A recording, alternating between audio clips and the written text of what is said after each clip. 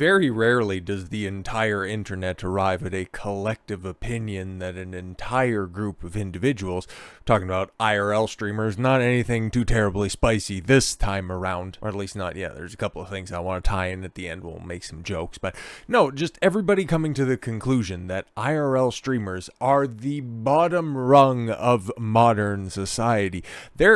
I'm sure there's probably a couple that are out there that people like who I've never heard of before and has millions of followers and billions of views. I don't get it, okay?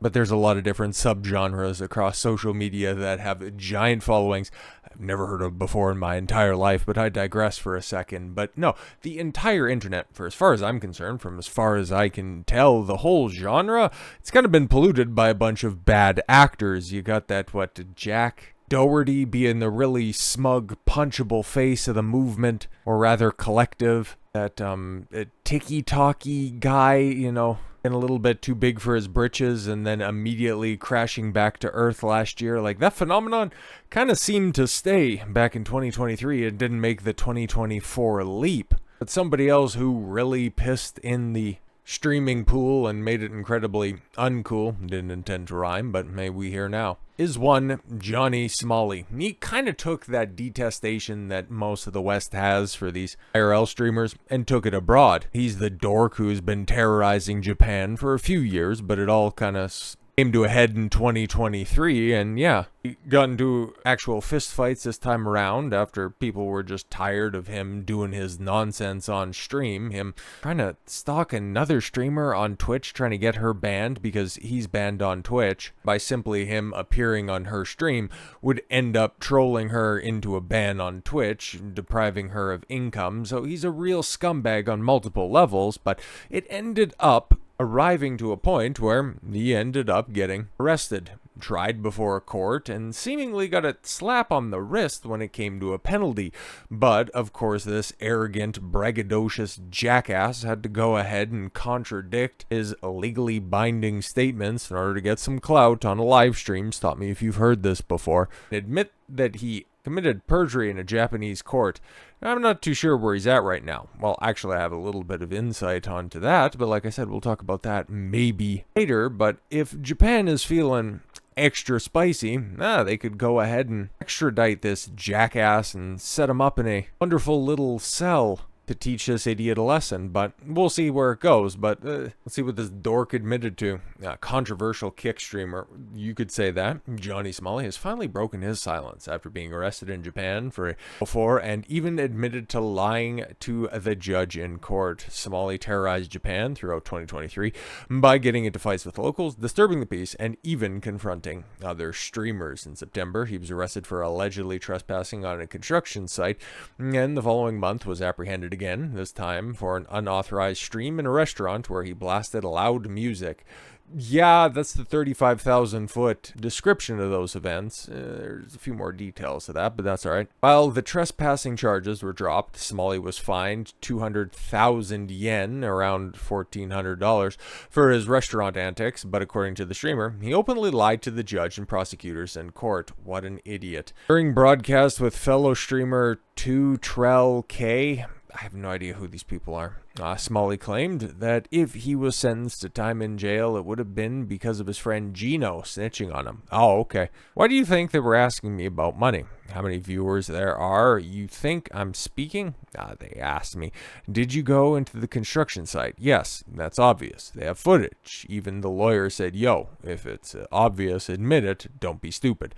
While Johnny did confess to playing music in the restaurant and trespassing, he also says he was bombarded with questions during the 8-hour interrogation. You're lucky that's all you were bombarded with. According to the streamer, he was asked questions such as what airport he entered the country at, where he was staying, and what he does on stream. However, when asked about a cha-ching noise in his broadcast, he directly answered no comment. Because I do believe that he had certain music tied to donation incentives on his stream, and that's why, loud music was played in that restaurant when there was a sign forbidding that activity, but he played ignorant at the time. I also think that it's his general demeanor, to not know how this is happening.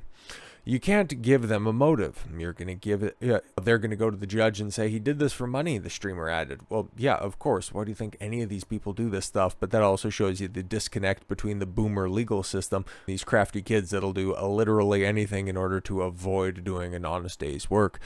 Somali then brings up his trial where he revealed he told the judge and prosecutor he wasn't making any money, from advertisers in this video, and wasn't making any money at all. Ooh, yeah, I don't think anybody was running ads on a Johnny Somali stream. Color me a little skeptical of that, but wasn't making any money at all.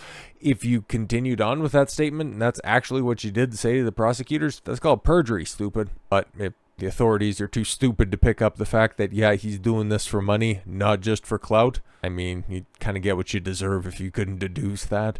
They didn't know. Somali and 2Trell laughed.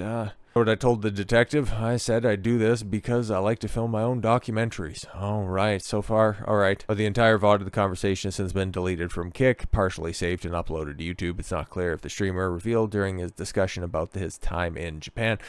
So far, he hasn't returned to stream on Kick, nor has he posted on any of his social media accounts hinting at a return to the platform. But au contraire in how time heals all wounds, because this ended up going down, when was this article published? Right at the end of February. So he ended up taking a little bit of a sabbatical, mostly to get his travel plans in order, because our good friend right there landed in our greatest allies' territory, and, well, he found out the hard way that the whole idea that Americans and Israelis, go together like hand in glove, it doesn't quite play out like that. Nuisance influencer arrested after harassing a female Israeli soldier starts crying, "I'm an American." And we got the clip. I'm not going to play all of it, but we can play a couple of the stills right here. But as you can see right there on the screen, that is the officer that Somali decided to get a little testy with, and things ended up going sideways when he starts harassing her. And he's in Israel, by the way. I think Tel Aviv, by the way. And